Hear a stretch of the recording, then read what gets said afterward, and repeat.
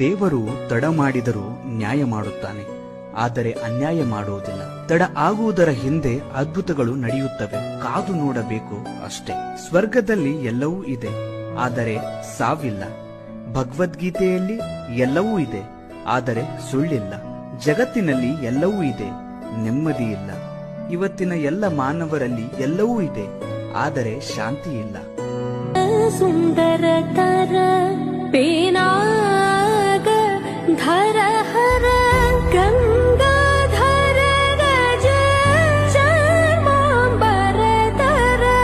Gangadhara Gaja ಚರ್ಮಾಂಬರಧರ